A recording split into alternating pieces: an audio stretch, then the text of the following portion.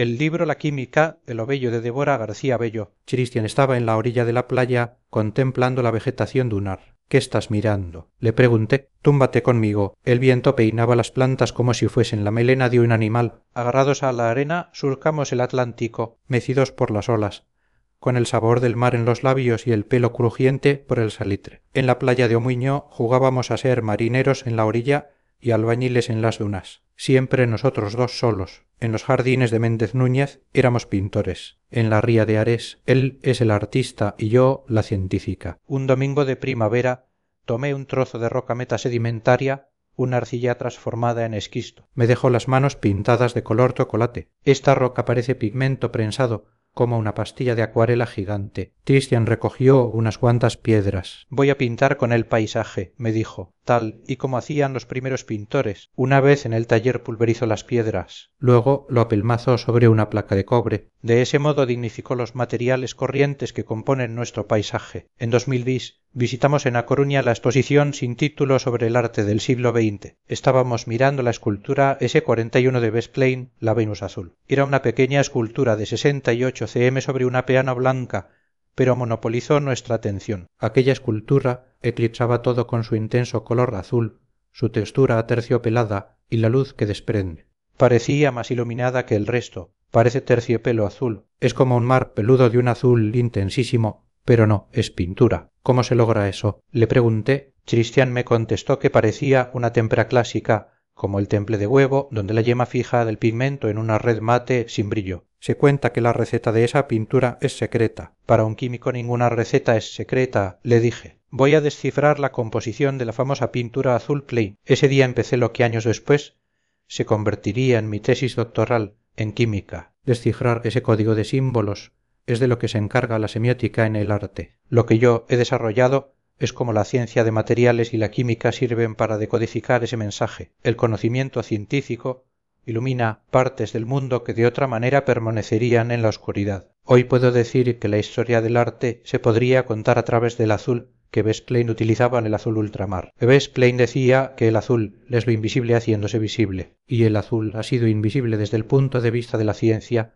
del arte e incluso del lenguaje. Homero nunca escribió en la Odisea que el mar fuera azul, sino negro como el vino. Tampoco en las cuevas de Altamira hallamos azul. ¿Cómo iban a pintar con azul si apenas existen piedras de color azul? La piedra azul de la que se extrae el pigmento azul ultramar es el lapislázuli. Los principales yacimientos se encuentran en Afganistán. Esta roca se trajo a Europa desde más allá del mar, de ahí del nombre azul ultramar. El lapislázuli no se aplicó como pigmento hasta el siglo X. Fue el pigmento más caro de todos los tiempos, más caro incluso que el oro. Por eso Miguel Ángel no pudo concluir su santo entierro. Vermeer se endeudó por su obsesión por aquel color. Cualquier obra pintada con azul ultramar adquiría la categoría de objeto de lujo. Los impresionistas no utilizaban negro sino azul, porque el negro es la falta de color, la ausencia de luz. Los famosos paraguas negros de Renoir son en realidad azules, pintados con azul cobalto y azul ultramar. El lapislázuli es una piedra colmada de destellos dorados que no son de oro, sino de pirita, un sulfuro de hierro. En el siglo XIX era urgente encontrar un método para fabricarlo de forma sintética. En 1824, la Sociedad de Fomento de París ofreció un premio. Lo ganaron casi simultáneamente Jean-Baptiste Guimet, francés, y Christian Gemelin, alemán. El procedimiento consistía en hornear una mezcla de arcilla, azufre, sosa y carbón. El premio se le concedió al francés, y por eso se conoció como azul ultramar francés. Su color fue durante mucho tiempo un enigma científico. La mayoría de los pigmentos deben su color a metales de transición, pero el azul ultramar es un vulgar aluminosilicato. Lo interesante es su estructura tipo sodalita, como balones de fútbol atómicos apilados. En las cavidades de esos balones se aloja el azufre. La clave del color está ahí. La luz que absorbe el azul ultramar es la de color naranja. La que vemos es la reflejada, su color complementario el azul. Los químicos describimos esto a través de sus átomos de azufre, que están unidos de 3 en 3, formando el radical anión S3. Esta unión es muy resonante y para mantenerse así absorbe la energía de la luz naranja. Cuando se habla del azul Klein, no se hace referencia a un color, sino a una pintura. Las pinturas tienen pigmento, color y aglutinante la técnica. Best-Plaine no solo quería usar azul ultramar sintético, sino que pretendía que al secar conservase la misma apariencia aterciopelada que el pigmento seco. Los aglutinantes de la época como acrílicos y óleos, daban un acabado con brillos. En 1955, en contacto con químicos de R. Polen, ellos desarrollaron un aglutinante de acetato de polivinilo, una resina sintética que registraron como R2M. La composición del internacional Klein Bloekave no es secreta al pigmento azul ultramar sintético, aglutinante R2M y disolventes. La Venus azul de Klein está hecha de escayola. La escayola es un material innoble y endeble. No es bronce o mármolo. El valor de esta obra no reside en el coste de sus materiales. Es un material celosamente escogido para que esta escultura solo pueda conservarse a resguardo en un museo. Klein se propuso preservar la luz del pigmento puro. Este azul recuerda que la ciencia es la herramienta del arte, la que posibilita la materialización de las ideas. Cuando vaciamos las estanterías de nuestra antigua casa, los libros dejaron una huella en la pared. Aquellas paredes eran de un color blanco roto. Las casas amarillean con el uso, igual que los libros amarillean con el tiempo. Metimos todos los libros en cajas. El salón olía a vainilla, porque a eso huelen los libros viejos. Elegimos qué libros llevaríamos a la nueva casa con un criterio de afectos. Nos llevamos todo aquello a la nueva casa, al nuevo barrio, un barrio con el nombre de un río que desde hace décadas fluye escondido bajo las calles. El río Monelos se fue ocultando a medida que el arrabal se convertía en ciudad. Mi abuelo nos llevó muchas veces a Cristian y a mí a pasear por el barrio de Monelos. Si nunca has salido de la ciudad caminando, todavía no sabes qué significa pasear. Varios movimientos artísticos han encontrado en estas fronteras una forma de expresión. En los años 60,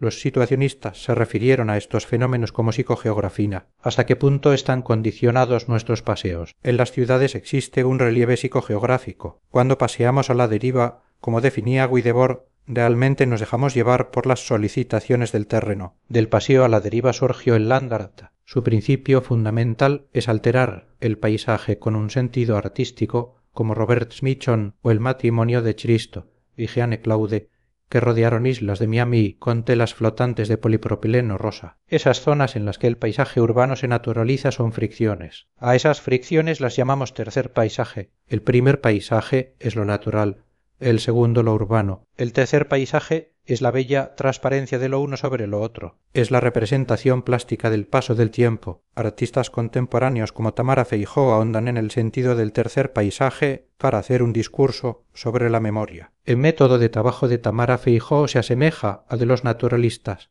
con observación, documentación y dibujo en cuadernos. Es habitual en sus obras encontrarnos con soportes añejos, incluso ajados, como papeles carcomidos, endurecidos y amarilleados por el paso del tiempo. Cuando el papel envejece, se vuelve amarillo, quebradizo y adquiere ese olor a libro antiguo. Esto se debe a un proceso de oxidación acelerado por la luz. El papel que conocemos, fabricado a partir de madera, comenzó en el siglo XIX. Está constituido por fibras de celulosa, unidas entre sí por un polímero denominado lignina. El inconveniente de la lignina es que proporciona una coloración entre ocre y marrón. Esta coloración se elimina con blanqueo, pero la lignina nunca se elimina por completo. De forma natural, con la luz y la humedad, termina oxidándose y recuperando su coloración ocre original. Esa es la razón por la que el papel antiguo es amarillo. Los libros viejos liberan moléculas aromáticas. Una de las principales es la vainilla, que es un producto secundario de la oxidación de la lignina. También se produce benzaldehído almendra y dosetilhexanol floral. Hay una molécula que aumenta su concentración cuanto más antiguos son los libros o el furfural,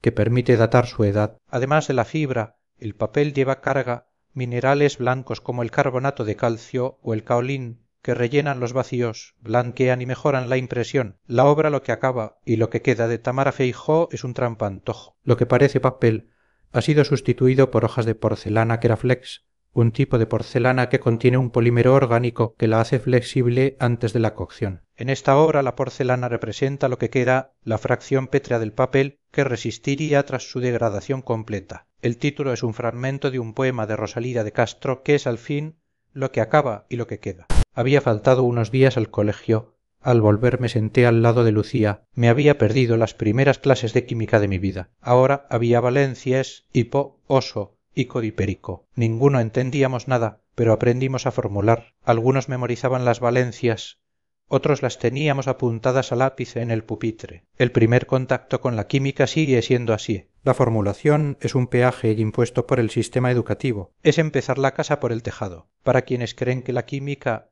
es sólo aquello. Deben saber que gracias a la química hay casas mejor aisladas, se ha reducido el desperdicio alimentario y tenemos más recursos para hacer frente a las enfermedades. Gracias a la química se entiende cómo limpia un jabón. ¿Cuántas vidas ha salvado el jabón? Se calcula que desde 1919 se han salvado 177 millones de vidas gracias a la cloración del agua. La química nos ofrece algo valioso, un optimismo sensato. Me enamoré de la química a pesar de la formulación. Lo hice cuando entendí que la química es una forma de describir el mundo, la forma más precisa, bella y elegante. Todo está formado por apenas 100 de elementos químicos, un universo entero ordenado en una tabla periódica. En la química he encontrado los valores aspiracionales de belleza, verdad y bondad. Hay un placer estético en el conocimiento. En la ciencia, la belleza es un criterio de verdad. Las leyes físicas, cuanto más bellas, más ciertas. La información se convierte en conocimiento cuando se ordena. El ejemplo que mejor lo ilustra es la tabla periódica. Hubo intentos bellísimos de ordenar los elementos, como el tornillo telúrico, que era bonito pero no era cierto, o la ley de las octavas, que relacionaba los elementos con las notas musicales, pero fallaba a partir del calcio. Cuando Mendeleev ordenó los 63 elementos conocidos, tuvo la osadía de dejar huecos para elementos que según él se descubrirían, y es que la tabla, ante todo, tenía que ser bonita porque la realidad es bonita. El orden es una fantasía como ideal de belleza. Si el primer valor de la ciencia es la belleza, el segundo es la verdad. La mayoría de los científicos nos resistimos a usar la palabra verdad porque suena a dogma. En ciencia se acostumbra a hablar de verdad por consenso. Los estudios científicos se hacen con arreglo a un método, pasan por filtros y la comunidad científica llega a un acuerdo. Ese acuerdo es la verdad. Esto implica que la ciencia se autocorrige. No se debe confundir que una verdad por consenso esté obsoleta como la teoría del flogisto o la miasmática con que no hubiese sido ciencia. A menudo se olvida la importancia del consenso y se presta atención a las voces discordantes, al estereotipo del genio rebelde como Galileo. Pero la historia de la ciencia es colaborativa. El tercer valor es la bondad. La química es fundamental para alcanzar los objetivos de desarrollo sostenible, y aunque el conocimiento no es en sí mismo moral, la búsqueda del conocimiento es un ejercicio de virtud. Tengo una foto de mi abuelo colocando los adoquines de la avenida Finisterre. Me contó que había trabajado como albañil en la estación de ferrocarriles. Paseo por los barrios de los años 50 con la certeza de que mi abuelo ha colocado alguna de sus piezas. Tengo una foto de mi abuela en los jardines. Christian dice que parezco yo. Cuando mi abuela estaba muriendo, mirando al techo decía Antoninio Sabobo: las fotos de mis abuelos son en blanco y negro. El tiempo da amarillado tanto el papel que parece que todo era de color marrón. Hay algo poético en ellas. Resulta simbólico que el pigmento negro que se revela en las fotografías analógicas esté hecho de un material tan valioso como la plata. Las películas fotográficas están formadas por un soporte transparente y una emulsión de bromuro de plata KBr en gelatina. El bromuro de plata es la sustancia sensible a la luz. El impacto de los fotones moviliza electrones. Los cationes de plata almacenan electrones y se reducen a plata metálica que es de color negro. Esto genera una imagen latente, imperceptible, que crea los núcleos para el proceso de revelado. Para revelar la película o el papel fotográfico se sumergen en disoluciones. El orden es revelado, baño de paro, fijación y lavado. El revelado es el proceso donde todos los cationes de plata de la imagen latente se reducen a plata metálica. Para que la plata gane un electrón, otra sustancia debe perderlo o oxidarse. Esta es una reacción redox. La sustancia que se oxida es el agente de revelado como el metol o la hidroquinona. Para detener el revelado se hace un baño de paro, que consiste en reducir el pH con un ácido, el ácido acético. Por eso, los laboratorios de fotografía huelen a vinagre. El penúltimo paso es la fijación, que consiste en eliminar las sales de plata que no han sido reveladas. Se emplea tiosulfato sódico,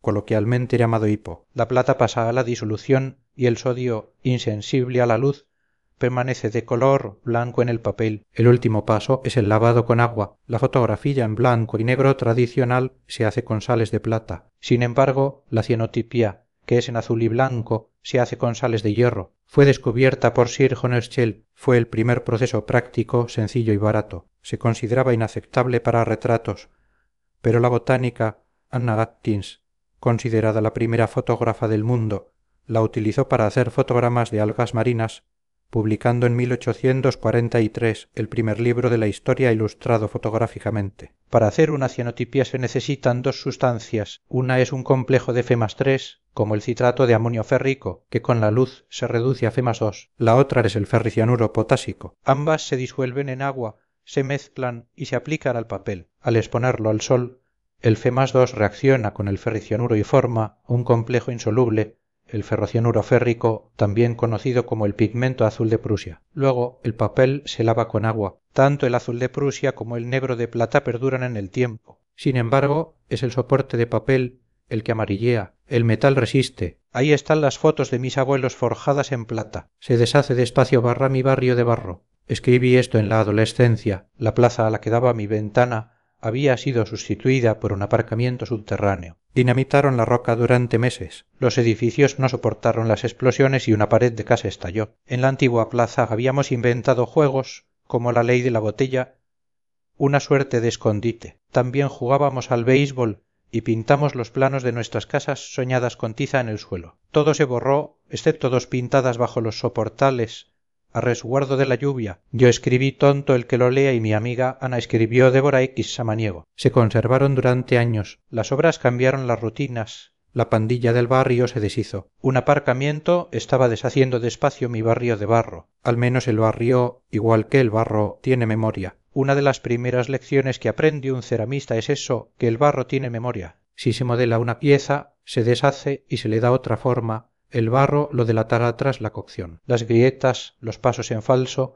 quedan registrados. Otra lectura es que trabajar el barro implica volver a transformar en piedra un material que había sido piedra. El barro, o arcilla, es una roca sedimentaria, agregados de aluminosilicatos hidratados procedente de la descomposición de rocas como el granito. Es un coloide, un material dúctil biplástico. Al secar, pierde el agua intersticial. Si se somete a cocción, deja de llamarse mármol y pasa a llamarse cerámica. El aumento de temperatura provoca cambios físicos y químicos. La pérdida de agua cristalográfica se llama deshidroxilación y ocurre entre 500 y 650 grados C, destruyendo la estructura cristalina y la plasticidad. Una de las esculturas que mejor retrata esto es Torso de arcilla sin cocer, del artista Marc Manders. Es un torso de apariencia arcillosa, brillante como si estuviese húmedo, reposando sobre un trozo de madera. Parece una obra en construcción. Sin embargo, en la ficha técnica hay algo revelador: bronce pintado y madera. No es cerámica, es de bronce. El bronce fue la primera aleación fabricada por el ser humano, una mezcla de cobre y estaño. Es un material escultórico noble. Para crear una escultura de bronce, primero se hace un modelo en cera, en la técnica de la cera perdida.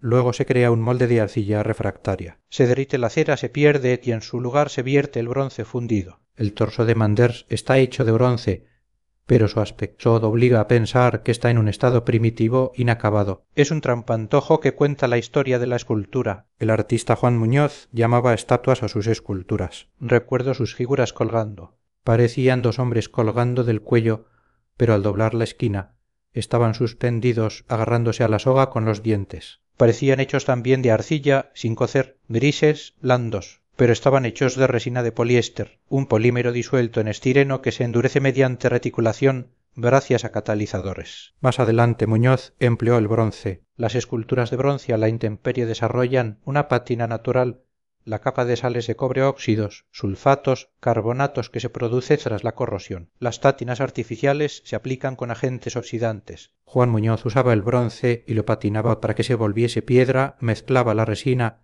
con pigmentos para que pareciese barro. La ceramista Verónica Moar fue quien me enseñó que el barro tiene memoria. Su pieza de la colección lítica es como una piedra blanca de porcelana que alberga una explosión de oro en su interior. La porcelana kaolín, feldespato, cuarzo, es piedra refinada. El oro es un metal blando, dúctil y resistente. Es un material que apela tanto a la voluntad de poder como a la voluntad de sentido. La pieza de Moar nos dice que todos los materiales, incluso los más corrientes, albergan oro en su interior. El anillo de boda de mi abuela era casi el doble de ancho que el de mi madre. De pequeña creía que las alianzas de oro crecían con el amor y el tiempo. Mi abuela no se lo podía quitar por la artritis. Funcionaba como el kintsugi, la carpintería de oro japonesa que repara fracturas de cerámica con resina y polvo de oro, mostrando las cicatrices. Cuando Manu y yo hicimos nuestras alianzas, las ajustamos hasta el límite jabonoso para no quitárnoslas nunca. Cuando mi abuela Zambu falleció, los nudillos se le contrajeron y el anillo salió solo. Mi madre quiso que yo lo guardase.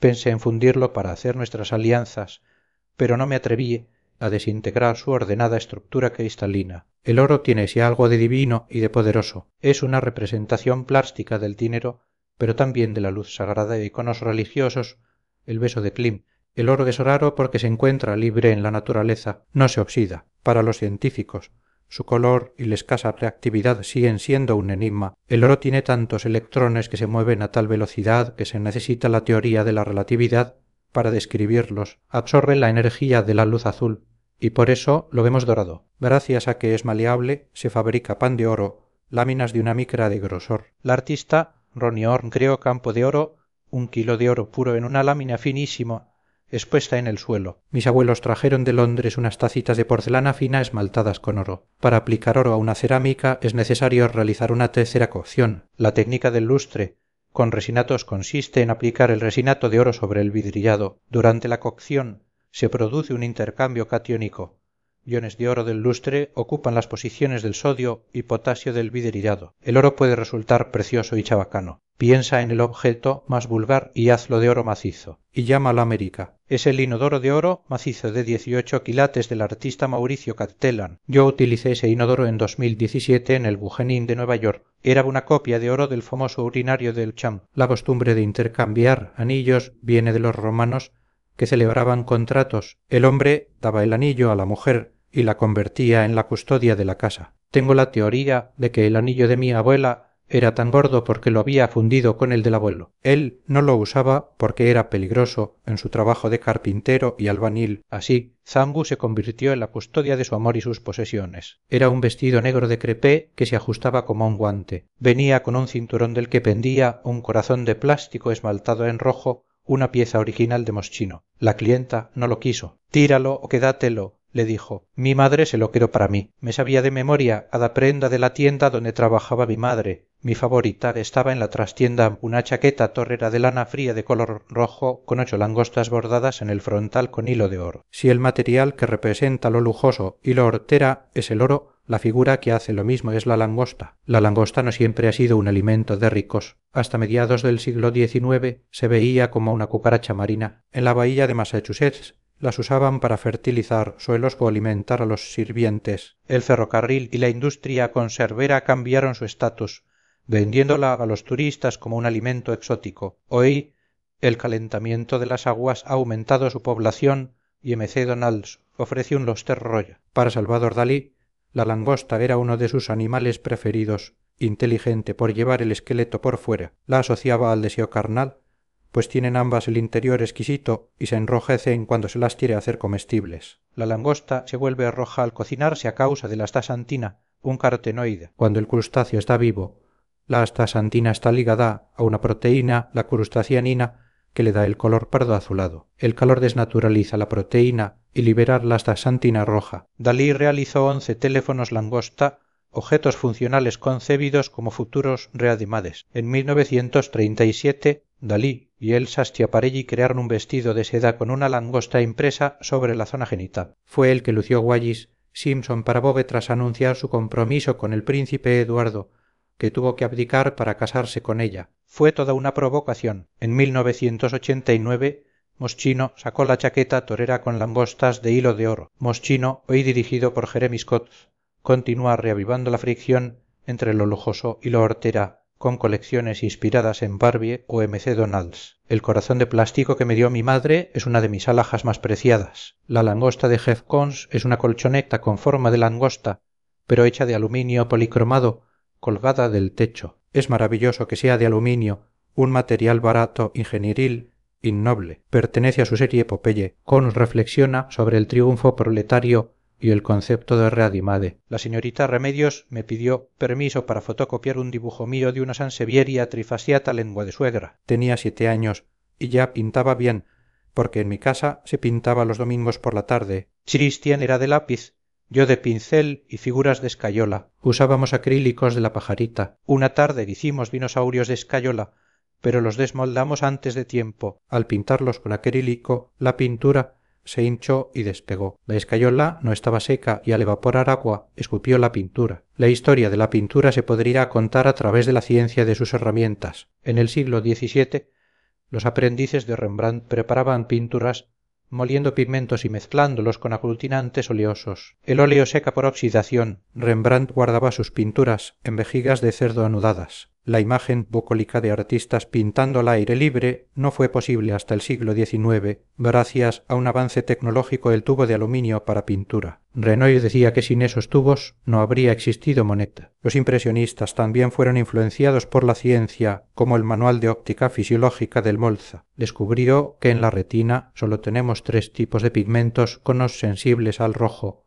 verde y azul RGB. Es nuestra mente la que crea el resto de los colores. Los impresionistas no pintaban lo que creían ver, sino lo que realmente veían. Prohibieron el negro de la paleta. Las sombras son grises y azuladas. La siguiente gran revolución sucedió en los años 20. Los muralistas mexicanos Orozco, Siqueiros, Rivera querían pintar grandes murales que resistieran al aire libre. Necesitaban una pintura que secara rápidamente. La encontraron en la industria. La pintura acrílica es una emulsión de polímero acrílico y agua. Cuando el agua se evapora, se forma un filmógeno acrílico, una red elástica de plástico. Los acrílicos se hicieron comercialmente disponibles en los 50 como manna, una resina acrílica emulsionada en alcohol, no en agua. Artistas como Jackson Pollock y Morris Louis experimentaron con ella. Pollock aquí un painting goteaba y salpicaba. Morris Louis color fiel dejaba el lienzo sin imprimar y vertía la pintura manna diluida, dejando que la gravedad creara ríos de color sin pinceladas. La ciencia no solo es la herramienta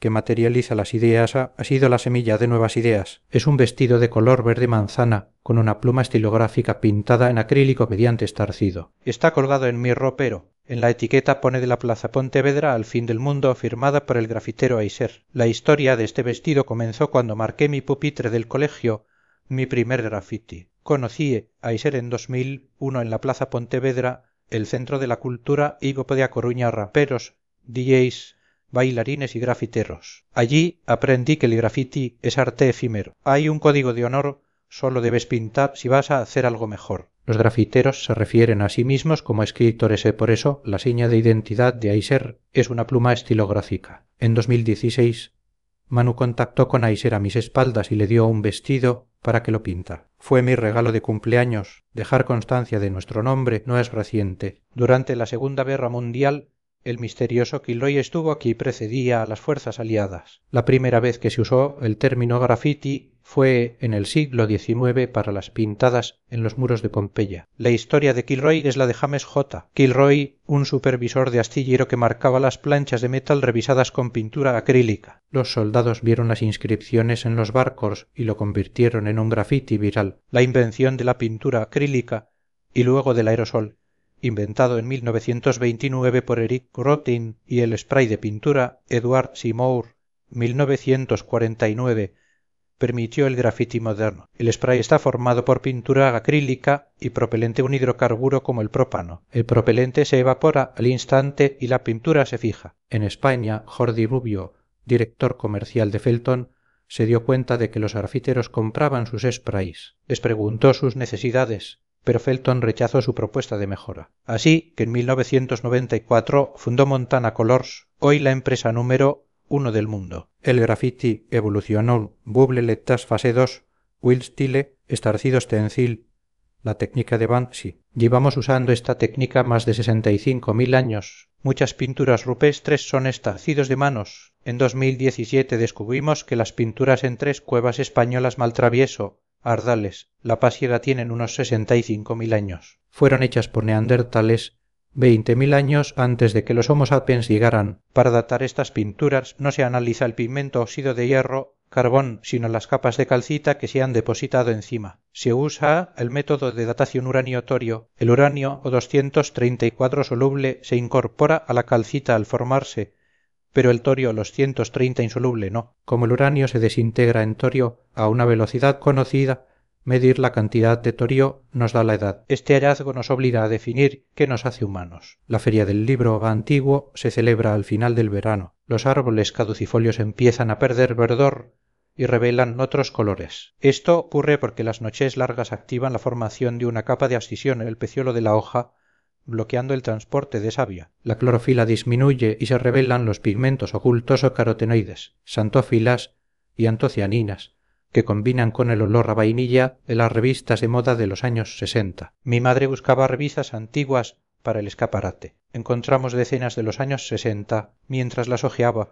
me encontré con una foto de 3 mujeres bailando delante de un cuadro de Mondrian, vistiendo la colección Homenaje de Best Saints, Laurent 1965. El titular decía estilo Mondrian. Los vestidos usaban los colores primarios o rojo, azul y amarillo. Yo ya conocía los colores primarios del colegio, pero me preguntaba si esos son los primarios, ¿cómo pinto el magenta? Los tradicionales colores primarios en arte no coinciden con los de la ciencia. Nuestros ojos están biológicamente limitados a percibir 3 colores. Si miramos una pantalla móvil, televisor con una lupa, vemos los píxeles que solo tienen rojo, verde y azul RGB. Este es el sistema de síntesis aditiva del color es luz. El modelo RGB funciona porque está diseñado a semejanza de nuestros ojos. Tenemos bastones visión nocturna, sin color y conos. Los conos contienen 3 pigmentos visuales: eritrosina rojo, clorosina verde y cianoxina azul. Nuestra mente se encarga de ver el rosa, el amarillo y el resto de colores. Los colores primarios en pintura son diferentes. Es un proceso de sustracción. Los pigmentos absorben luz. Si vemos un objeto rojo, es porque absorbe toda la radiación excepto el rojo. Los pigmentos se mezclan hacia el negro. Piet Mondrian es famoso por sus composiciones con negro, rojo, azul y amarillo. Él pasó de la pintura figurativa al neoplasticismo, la forma más simple de representar la realidad en líneas verticales y horizontales, y esos colores. Hoy sabemos que los colores primarios más utilizados en pintura, los de la impresora, son del cian, el amarillo y el magenta CMY. Con ellos se puede obtener cualquier color. El negro casi añade porque la mezcla de CMY no da un negro puro. ¿Por qué Mondrian usó rojo, amarillo y azul? Se decantó por el modelo de Goethe 1810, que aunque científicamente erróneo, era el aceptado en arte. Esos colores le parecían más naturales. ¿Cómo serían sus composiciones con magenta y cian? Serían un escándalo. Esos colores son artificio, no naturaleza. En mi casa tengo un par de jefcons. Uno es el jefcons proletario, un plato decorativo con una langosta cerámica. El otro es un perro salchicha de porcelana esmaltada de Royal Doulton que mis abuelos trajeron de Londres. Son trofeos de clase obrera. En 2013 el Bayo Ondogoraje de Cons se vendió por 58 millones de dólares. Casi siempre que se habla de Cons se habla de éxito y de impostura. Sus obras son como figuritas de porcelana esmaltada hechas a gran escala. Su Michael Jackson and Bubbles tiene la misma estructura triangular que la Piedad de Miguel Ángel. Son objetos kitsch. La escultura tulipanes que había en el Guggenheim de Bilbao son como globos gigantes de payaso, pero son de acero. La ficha técnica dice acero inoxidable dalto en cromo con laca de color traslúcida. El acero es una aleación de hierro y carbono. Para hacerlo inoxidable se le añade cromo. El cromo se oxida él antes, formando una capa superficial protectora llamada pasivado. Esta capa sirve de imprimación para que la laca de color traslúcida agarre y de ese acabado espejo en el que todos nos reflejamos. Los objetos de Cons suelen denominarse readimades, aunque no lo son estrictamente. El readimade empezó con Marcel Duchamp, un escurridor de botellas. Andy Warhol, con sus cajas de brillo, tampoco usó objetos reales, sino cubos de madera impresos mediante serigrafía que imitaban los envases. Las obras de Cons, en cambio, representan objetos que ya son de naturaleza inútil, son objetos kitsch, objetos de lujo basura. Pone el foco en lo fantasioso y lo banal. Cada vez que paso por Bilbao, visito el Puppy 1992 de Cons. Es un perro gigante de flores. No es un perro cualquiera, es un terrier, el típico de postal de cumpleaños, y está hecho de flores porque es un jardín, siguiendo el arreglo floral de los jardines clásicos europeos del siglo XVIII. Es una escultura que le gusta a cualquiera. Cuando dejas de ver y comienzas a mirar, las cosas florecen. Mi madre se pinta los labios en segundos, con 3 trazos. Me gusta mirarla. Quiero crecer para pintarme los labios igual que ella. Llevar pintalabios es como llevar capa de superheroína. También me gustaba ver a mi padre afeitarse. Los elementos propios de cada sexo se han ido intercambiando. El maquillaje, las pelucas y los zapatos de tacón fueron durante siglos elementos exclusivos de los hombres, símbolo de masculinidad y clase. El primer uso de los tacones se remonta al siglo X, para los jinetes. Como poseer caballos era indicativo de riqueza, llevar tacones también. Luis XIV puso de moda los tacones rojos. Las mujeres no empezaron a vestirlos hasta finales del siglo XVII como una aspiración de poder. El feminismo de la segunda ola señaló el pintalabios como una representación de sometimiento. Recientemente, el lipstick feminismo de pintalabios lo ha reivindicado como estandarte del poderío de la mujer. El pintalabios también se usa como medidor de consumo. Leonard Lauder acuñó el índice del pintalabios Lipstick Index para demostrar cómo en tiempos de crisis las ventas aumentan. El pintalabios es un invento reciente. Los primeros se vendían en botes. En 1915 se fabricó el primer tubo metálico y en 1923 James Bruce Mason Jr. inventó el sistema giratorio. Químicamente, los pintalabios contienen ceras de abeja, de carnauba para darle forma y aceites y grasas de ricino, la anolina como emolientes. Cuando algo se vuelve femenino, seminusual ora, es la definición de machismo. La cocina o la moda no se consideraron de prestigio hasta que los hombres se apoderaron de ellas. Ocurre con los juguetes y los colores. La informática era cosa de mujeres. El primer computador, el ENIAC, fue programado por 6 mujeres. Ahora que las estadísticas se han dado la vuelta, se presenta como un problema que las chicas no estudien ingenierías,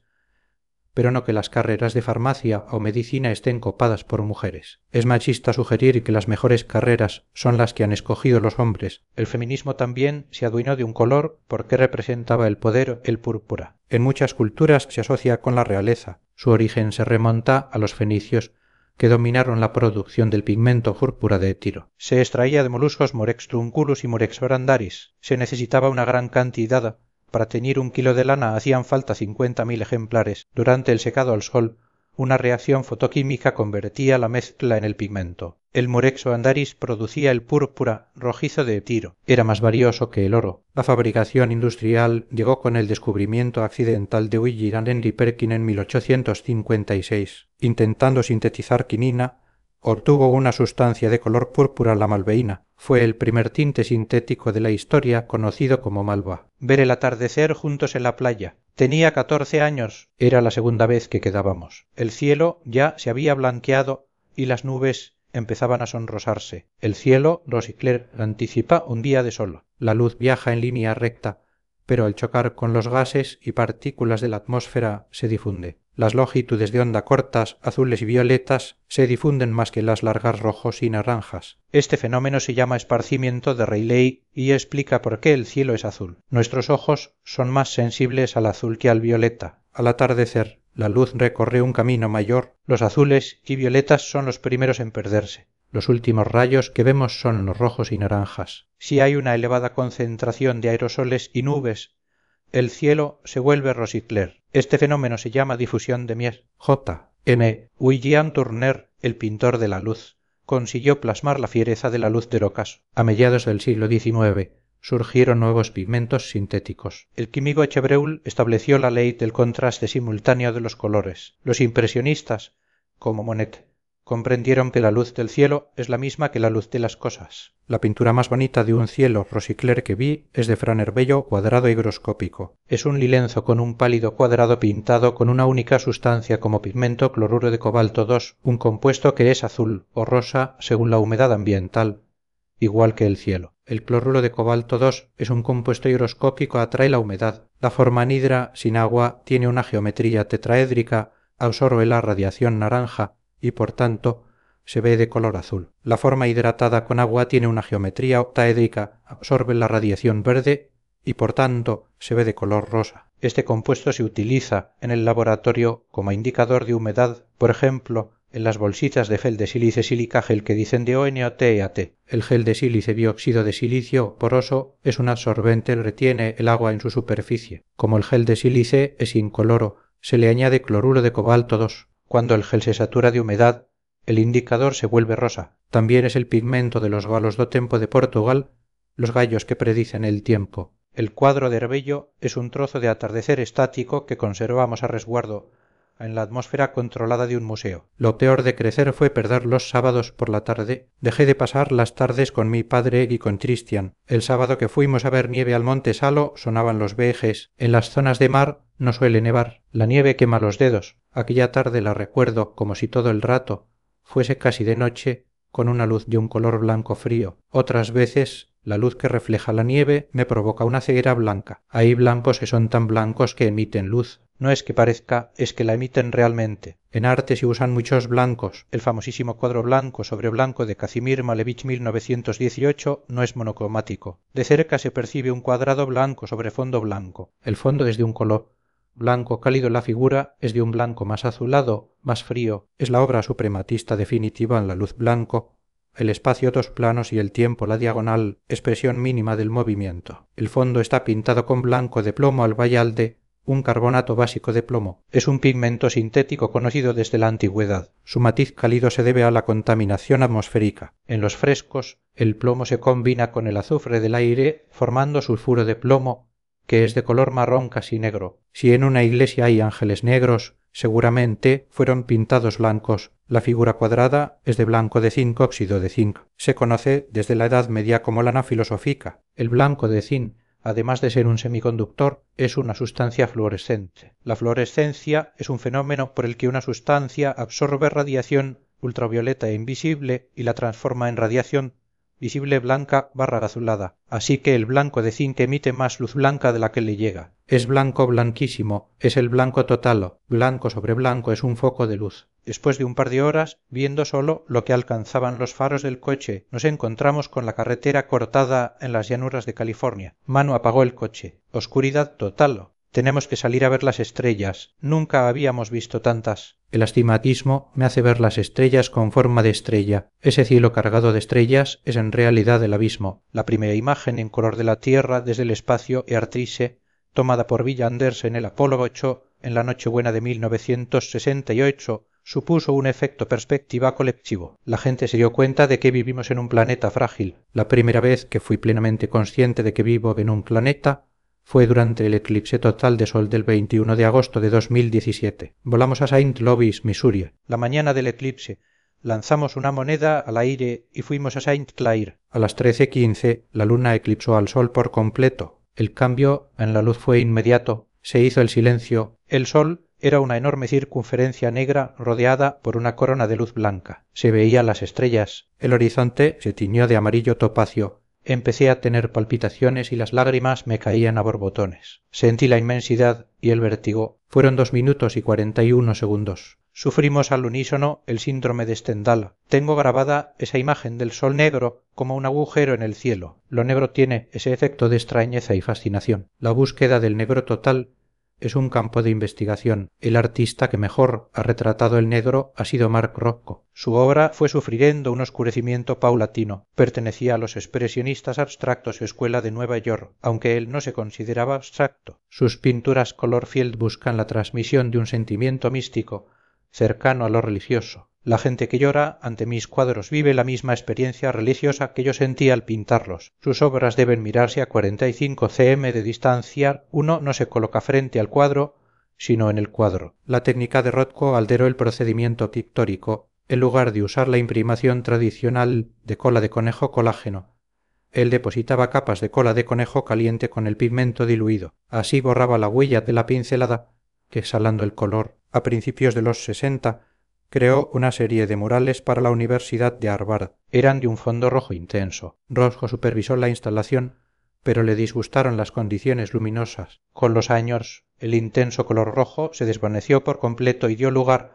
a una tonalidad azulada. En 1979 las obras fueron retiradas. Rothko utilizó 2 pigmentos, azul ultramar y rojo de litol. El rojo de litol es un colorante azoico que se consideraba estable a la luz. El enigma se resolvió en 2010. El pigmento puro es estable, pero la técnica de Rothko, mezclándolo con la cola de conejo, lo hizo vulnerable a la fotodegradación. Ese fue el comienzo de su etapa oscura, que culminó con las 14 pinturas negras de la capilla Rothko. El negro más negro que existe hoy es el Banta Black, desarrollado por su rey Nanosystems. Absorbe el 99,9% de la luz. Es un bosque de nanotubos de carbono verticalmente alineados. La luz entra, pero no puede escapar. El artista Anish Kapoor adquirió la patente para uso artístico. Los domingos por la mañana, Chistian se metía en mi cama para despertarme. Echábamos la colcha al suelo y nos tapábamos enteros con la sábana. Yo elevaba las piernas para que hiciesen de parante. Aquello era nuestro refugio esencial. En 2015, Cristian García Bello hizo una instalación titulada como Tizón quemado, que también es un refugio, una construcción elemental a escala humana. Lavassé toma las medidas de su cuerpo. La madera de pino, material común en nuestro paisaje, está patinada con carbón en polvo, el residuo de su propia combustión. El pino simboliza la muerte, los ataúdes humildes son cajas de pino y la humildad. Desde la base, unos cabos referencia marítima dibujan una estructura piramidal. La obra expone la condición humana sometida a la muerte. El título lo extrae del libro de los Salmos: en mis huesos cual tizón están quemados. El horizonte entre lo natural y lo artificial es lo que elogia Eduardo Chillida con su escultura Elogio del Horizonte en Gijón 1990. El material escogido fue el hormigón. El hormigón es un material compuesto por cemento aglomerante, áridos, arena y grava y agua. El cemento Portland se hace con arcilla y caliza. Chillida no quería un hormigón sofisticado, sino uno de aspecto rudimentario y color terroso. Trabajó con el ingeniero José Antonio Fernández Ordóñez. Emplearon hormigón aluminoso hecho con bauxita, que fragua en horas. Este material sufre de aluminosis, se deteriora y vuelve poroso, y lo escogieron a propósito, esperando que la escultura padeciese esa enfermedad y destacara su origen terroso. Además, añadieron virutas de fundición como árido, que al oxidarse tiñeron el hormigón de naranja. El hormigón es la piedra artificial, la piedra inmediata. Es piedra destrozada y recompuesta por el hombre. El elogio es un refugio. Tiene las dimensiones de un refugio y el material del hombre. Al mismo tiempo es como una caracola colosal que amplifica el sonido del viento. El arquitecto Miguel Fisa fue un paso más allá. Comprendió que la expresividad plástica del hormigón era recordar que fue un material blando. Inventó el hormigón flexible. Usó encofrados moldes con una lámina de plástico polietileno. El resultado es un hormigón brillante y con formas redondeadas, acolchado. Vivimos en una casa racionalista de los años 50. En medio del salón tenemos un pilar de hormigón caravista. Al quitarle la pintura, descubrimos que se hizo con arena de playa, se aprecian claramente las conchas. Ahora está prohibido, pero en los años 50 era habitual. Ese pilar es nuestro particular elogio a su tiempo y su lugar. Cuando vuelvas a ser pequeño, seré yo la que mande en ti. Esto se lo decía a mi abuelo. Creía que las personas crecíamos y menguábamos una y otra vez. Mi interpretación del eterno retorno. Tenía el recuerdo de haber sido niña antes, en un lugar neblinoso con autobuses rojos, un recuerdo que seguramente heredé de mis abuelos emigrados a Londres. Definir el tiempo es complicado. San Agustín: si nadie me pregunta qué es el tiempo, lo sé. Si me lo preguntan y quiero explicarlo, ya no lo sé. Para Newton era absoluto, un atributo de Dios. Para Kant, una intuición humana. Para Borges, el tiempo es de agua. Para el artista Richard Serra, es de acero oxidado. Experimenté la definición de tiempo mientras recorría las esculturas de Serra. La materia del tiempo en el Guggenheim de Bilbao. Es un campo de esculturas de acero patinable Corsen. Son elipses dobles y espirales. Al recorrerlas se crea una vertiginosa sensación de espacio en movimiento. Las paredes de acero se torsionan. Las obras están realizadas en acero Corten. Cuando se instalaron eran de color negro metálico, ahora son de color anaranjado terroso. La herrumbre que cubre el acero es el símbolo del tiempo, la metáfora material de que es el tiempo. El acero Corten es una aleación hierro, carbono, cobre, cromo, níquel, fósforo diseñada para que la capa de corrosión, la pátina, sea compacta y proteja el interior del acero, a diferencia de la herrumbre común. Chillida también utilizó acero Corten para el peine del viento en San Sebastián. 3 piezas de 10 toneladas, 3 garras que emergen de la roca. El acero Corten simboliza la herramienta del hombre, el peine, que trata de domar el viento, pero que muestra la honestidad del paso del tiempo, su rendición a la naturaleza a través de la herrumbre. Si un niño me preguntase qué es el tiempo, le diría que se pasee por la materia del tiempo, que contemple las olas desde el peine del viento o que le pida a su abuelo que le hable de su infancia. Aprendí a andar en bici en el muelle de San Diego. Christian y yo recogíamos las bicis en el almacén de neumáticos de mi padre. El aire olía a caucho y a gasoil. La avenida está cubierta por un polvo negro de hollín y caucho. Es la pátina del trabajo. El polvo es un sedimento en el que se puede leer el paso del tiempo. El fotógrafo Man Ray hizo un famoso retrato del polvo acumulado durante 20 meses sobre el gran vidrio de Marcel Duchamp. La fotografía se llama Elevaje de Posiere Criadero de Polvo. Duchamp había dejado que se acumulase el polvo para luego fijarlo con laca, en un intento de atrapar el tiempo. El artista Jacobo Castellano emplea el polvo de la casa familiar, abandonada en Villargordo, como pigmento. Decía que cuando barría aquella casa sentía que estaba endo a su familia. En 2017, Sistian hizo una serie de obras tituladas Grime Mugre. Usó sedimentos urbanos del muelle de San Diego Yin, polvo de caucho, ladrillo mezclados con grafito y óleo sobre papel. Es un retrato de nuestro mundo. Mi fascinación por los neumáticos tiene raíces paternas. Mi padre decía que la potencia sin control no sirve de nada.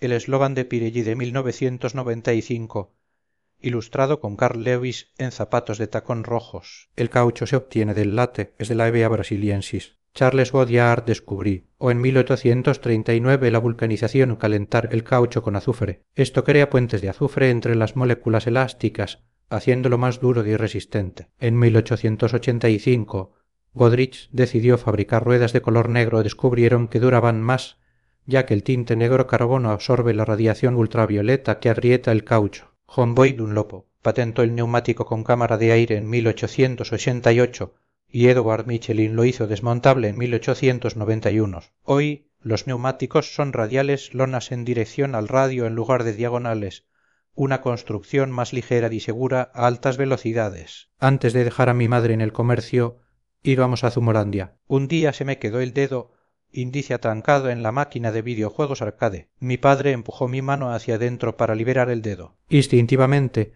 me cogió la mano y se metió mi dedo herido en la boca. El calor húmedo de su boca me alivió el dolor. Hay algo terapéutico en el calor. El artista Joseph Beuys contaba que se estrelló en Crimea en la Segunda Guerra Mundial y que unos tártaros lo rescataron envolviéndolo con grasa y fieltro para que no muriera congelado. Es la historia de su primera muerte. Sus obras a menudo contienen estos materiales. Infiltración homogénea para piano de cola es un piano forrado de fieltro. El fieltro es el primer material textil, un aislante térmico. La grasa almacena energía. Para Beuys, el fieltro y la grasa simbolizan el calor, vida, amor, lo sensible, lo amorfo. El cristal representa el frío-muerte, racionalidad, lo rígido. En su plástica social, Beuys criticaba el materialismo tecnocientífico. Su instalación, Bomba de Miel, en el lugar de trabajo 1977 impulsaba 2 toneladas de miel por tuberías en un museo, simbolizando la circulación de la sangre. En su performance Gillique America and America Likes de 1974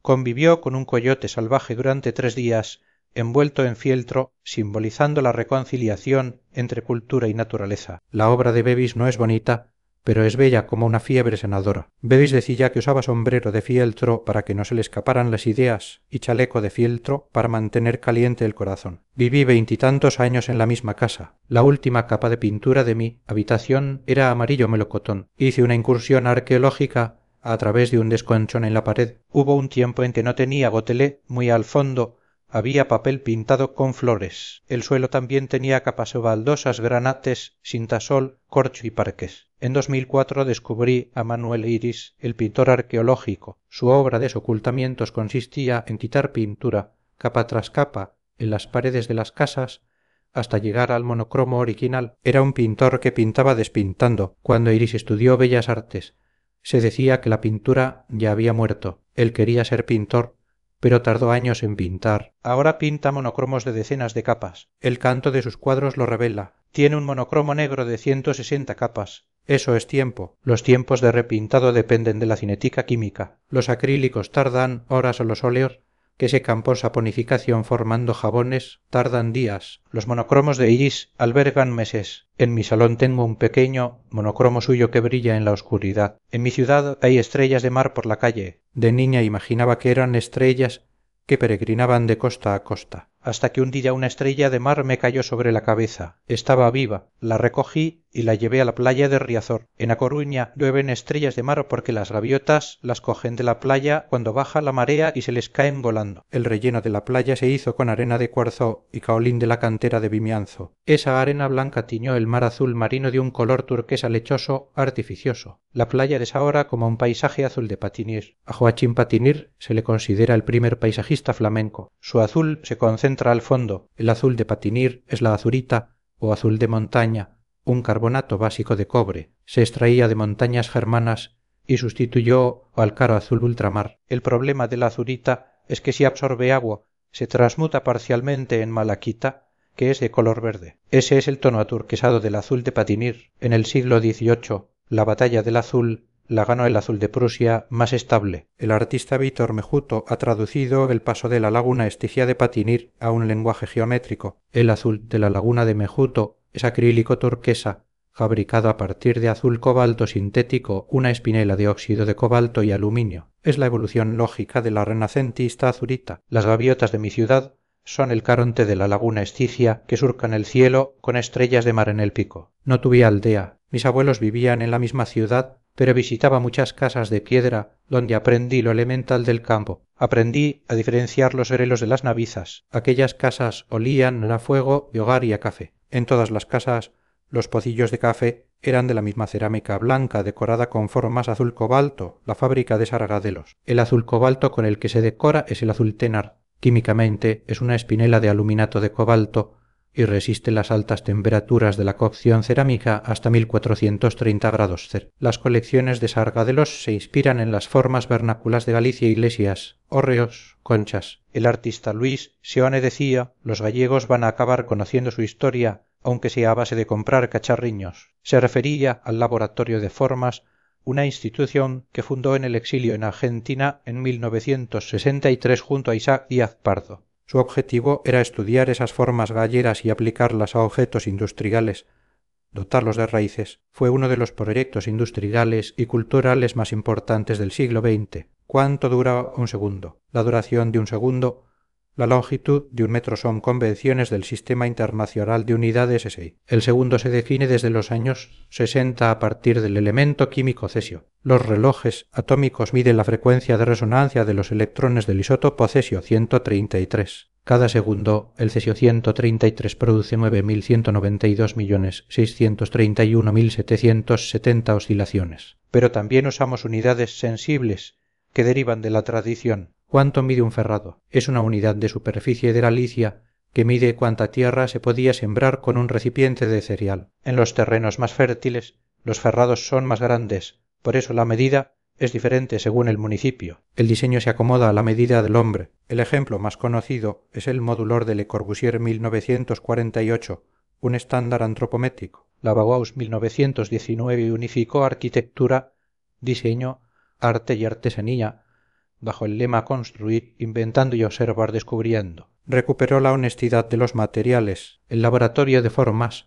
fue una suerte de Bauhaus gallega. La generación de artistas gallegos contemporáneos Cristian García Bello, Tamara Feijó, Manuel Iris, Ángela de la Cruz tienen al hombre como unidad de medida. Son los antropómetras. Ángela de la Cruz convierte cuadros en esculturas arrancándoles el bastidor, comprimiéndolas como su propio cuerpo. Tras sufrir un derrame cerebral en 2005, su movilidad se vio golpeada. Hijo, mi cuerpo se quedó deshinchado como un cuadro sin bastidor. Su obra de del 2009 es un monocromo blanco, un lienzo desprovisto de su bastidor, colgado de la pared. Me recuerda a una bata blanca colgada. Está pintado con una emulsión de acrílico vióleo, sustancias inmiscibles como el agua y el aceite que se mezclan usando un emulsionante como la lecitina en la mayonesa. La pintura es elástica y brillante como si le estuviese húmeda. Donde ahora está el edificio de los juzgados antes había un enorme jardín de maleza. Las flores de color violeta de los arbustos de las mariposas sobrevolaban mi cabeza. En el paseo de los domingos seleccionaba flores tozudas para mi abuela: trébol, fresa, cerraja, diente de león. A mediados de marzo, cuando los brelos entran en floración,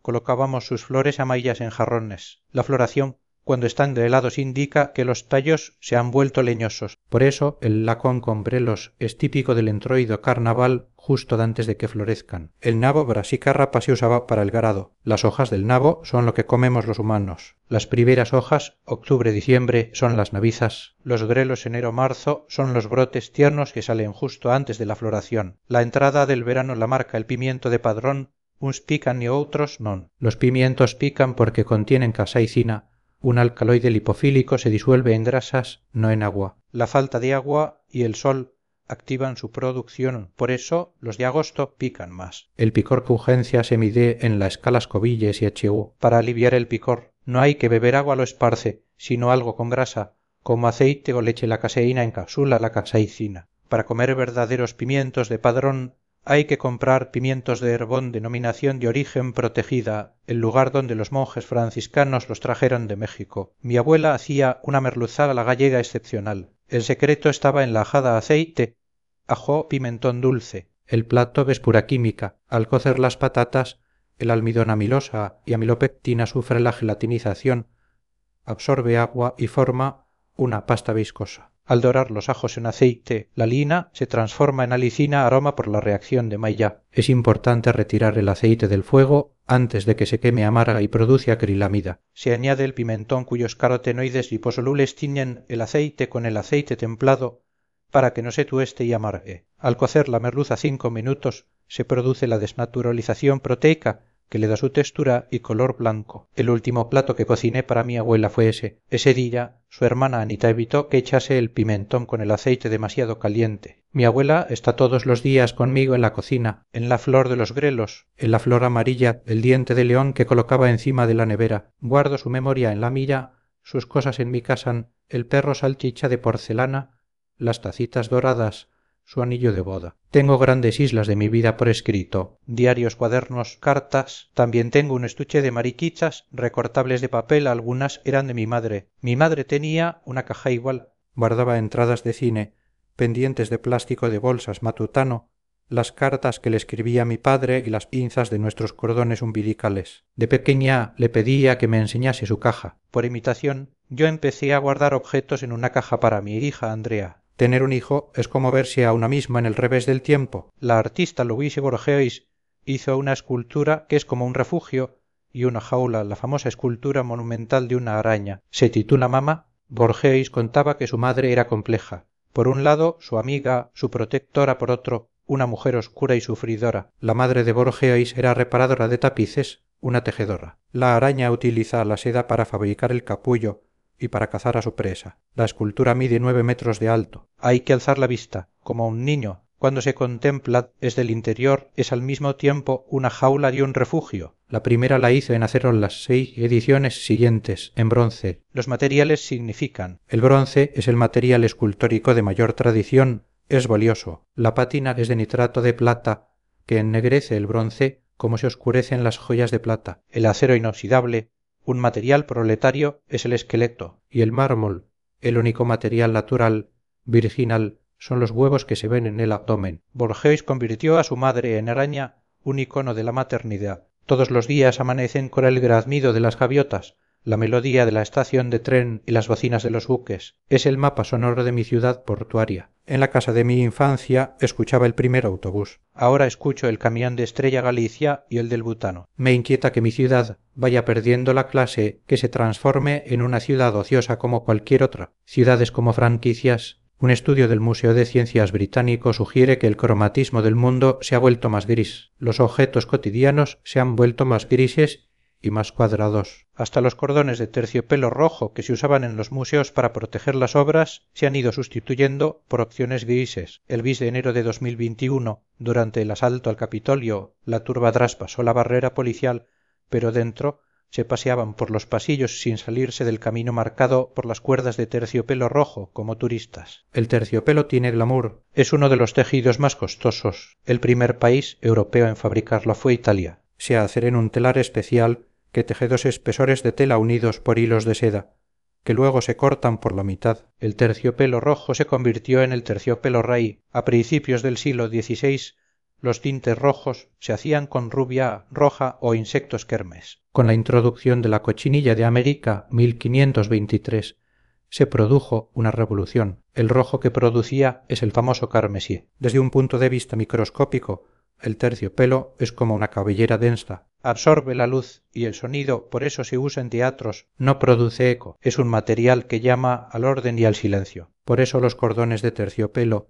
llevan inscrito el mensaje de no tocar. Es una señal que nos indica qué mirar. Fuera de los museos no hay cordones de terciopelo rojo, pero igualmente hay cosas que destacan. Es como si en todas partes hubiera cordones de terciopelo rojo invisibles enmarcando lo importante y lo bello. Cuanto mayor sea el conocimiento, más cordones de terciopelo rojo habrá. Las flores amarillas de los dientes de león que crecen en las estrías del hormigón tienen para mí un cordón de terciopelo rojo. La melafonía de la estación de tren, el olor de los sulfuros del mar, los dibujos azul cobalto de los pocillos de café de la aldea o los grelos en flor. Ese mundo bello está por todas partes. Saber mirar consiste en colocar un cordón de terciopelo rojo a las parcelas brillantes de lo cotidiano. Gracias por escuchar.